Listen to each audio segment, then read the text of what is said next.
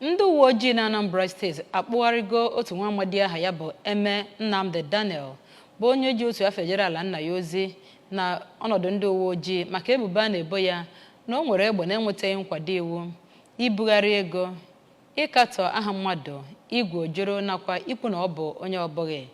Queen Anibog wetara akụkọ a n'uju.